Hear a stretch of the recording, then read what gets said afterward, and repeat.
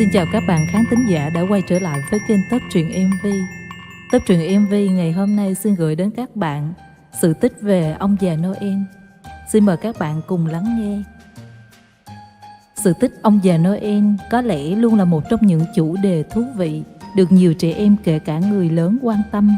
Mỗi khi dịp Giáng sinh về, đa phần chúng ta đều nghĩ rằng ông già Noel hẳn chỉ là một nhân vật trong truyền thuyết được lưu truyền.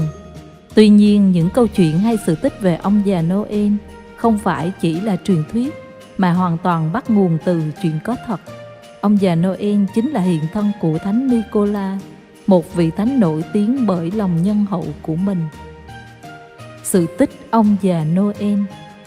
Ông già Noel hay còn được gọi với tên thân thuộc khác như ông già Tuyết. Ông già Noel là một hình ảnh không thể thiếu trong mùa Giáng sinh. Ông thường xuất hiện với bộ quần áo màu đỏ, đội chiếc mũ chớp nhọn màu đỏ, nâu trắng, mái tóc bạc phơ, cái bụng to cùng với túi quà to đựng nhiều quà tặng dành cho các em thiếu nhi. Theo lưu truyền, câu chuyện về ông già Noel bắt đầu bởi có một vị thánh là Thánh Nicola. Ông sinh vào năm 280 tại một thành phố ở miền Tiểu Á, trong một gia đình giàu có. Cha mẹ ông qua đời khi ông còn nhỏ. Thánh Nicola ngay từ khi còn tuổi ấu thơ đã được dạy dỗ và thấm nhuần kinh thánh, nên một lòng tin vào Chúa. Theo đạo, sống vô cùng nhân hậu. Nhiều người khi sinh ra giàu có thường sẽ sống cuộc sống xa hoa, nhưng ông lại chọn một con đường khác. Từ nhỏ, Nicola đã luôn giúp đỡ những người nghèo khổ có hoàn cảnh khó khăn, bằng cách luôn tặng cho họ những món quà bí mật. Sau khi cha mẹ ông qua đời, đã để lại một số tài sản lớn, Nicola đã dùng số tài sản ấy đem đi giúp đỡ cho những đứa trẻ hay gia đình cần sự giúp đỡ. Lúc đó có một gia đình nghèo, người cha ở cùng với 3 người con gái. Người con gái lớn đã đến tuổi đi lấy chồng, nhưng vì nhà quá nghèo nên không ai lấy. Người cha vô cùng đau khổ. Vào một ngày nọ, người cha phát hiện trong những chiếc tất được hong khô trên lò sưởi có một thỏi vàng. Nhờ thỏi vàng đó mà người cha đã gả được con gái lớn. Khi người con thứ hai đến tuổi lấy chồng, người cha cũng phát hiện có một thỏi vàng trong chiếc tất hong khô trên lò sưởi, và người con gái thứ hai cũng được gả đi. Đến người con gái thứ ba, người cha cũng để những chiếc tất bên cạnh lò sưởi, vì mong muốn biết được người giúp đỡ mình là ai, nên người cha đã nấp cạnh lò sưởi hàng đêm để chờ đợi. Chờ mãi, thì một hôm, người cha bắt gặp Nicola đang thả thỏi vàng xuống ống khói, rơi trúng vào chiếc tất người cha đã chuẩn bị sẵn. Người cha vô cùng vui mừng và tạ ơn Nicola, nhưng Nicola lại nài nỉ người cha nghèo đừng cho ai khác biết chuyện này. Nicola luôn mong muốn giúp đỡ người khác trong im lặng, không cần họ phải trả lại, nên ông không muốn ai biết. Nhưng rồi câu chuyện về lòng tốt của ông cũng nhanh chóng được lan truyền. Mọi người khi đó nếu nhận được một món quà bất ngờ, họ đều nghĩ Nicola là người ban tặng. Với tấm lòng tốt của mình, nhiều người đã gọi Nicola là vị thánh. Ông không chỉ là vị thánh của những đứa trẻ, mà còn là vị thánh của các thủy thủ. Tương truyền rằng, trong một lần giông bão, các thủy thủ gặp khó khăn đã cầu nguyện Nicola giúp đỡ, và ông đã hiện lên giúp đỡ các thủy thủ tai qua nạn khỏi. Mọi người đều biết ơn ông.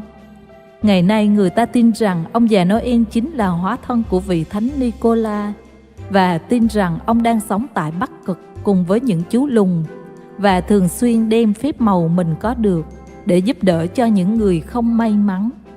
Cứ vào dịp Giáng sinh, ông già Noel sẽ mang một túi quà thật to cùng với chiếc xe.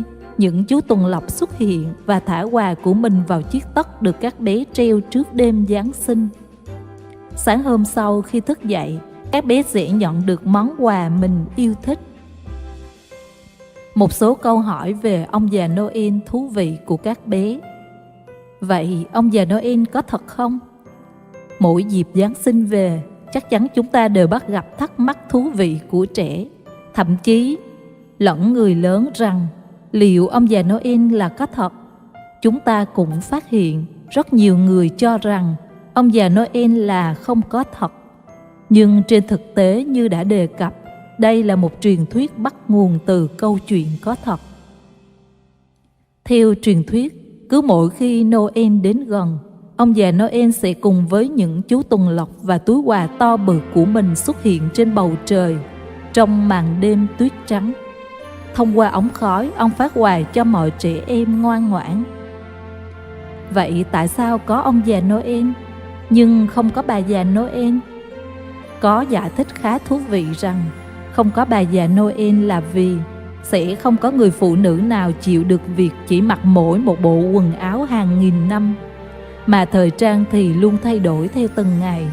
Cảm giác bị lỗi mốt thời trang sẽ khiến bà già Noel không được vui, và điều đó thì sẽ không mang được niềm vui đến cho các bé được.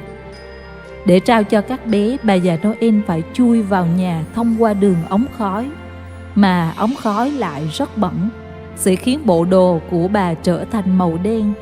Bà già Noel phải có mái tóc màu trắng, mà thường những người lớn tuổi, già rồi mới có tóc bạc. Phụ nữ thường sợ nhất là già, nên sẽ không có bà già Noel. Nếu nhà không có ống khói, vậy ông già Noel làm sao vào nhà được? Nếu nhà các bạn nhỏ không có ống khói, thì ông già Noel vẫn vào nhà và tặng quà cho các bé được.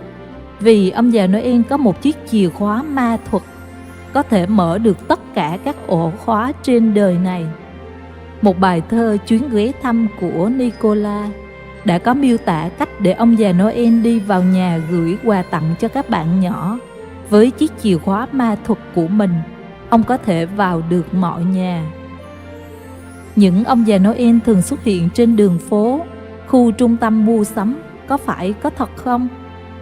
Giải thích chung cho thắc mắc dễ thương nhưng khá thật này của các bé là ông già Noel hiện đang ở một nơi rất xa, tận miền Bắc cực xa xôi.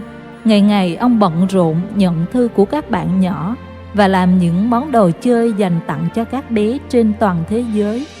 Ông rất bận nên sẽ không thể nào có mặt ở mọi nơi, nhưng ông đã nhờ rất nhiều người khác để trợ giúp. Những ông già Noel trong khu trung tâm mua sắm có thể là một trong những người đang trợ giúp cho ông già Noel. Đến đây, hy vọng sự tích ông già Noel mà Tớp truyện MV chia sẻ sẽ giúp chúng ta lại có thêm một lần nữa ôn lại gốc tích của nhân vật được trẻ em trên toàn thế giới rất yêu mến này.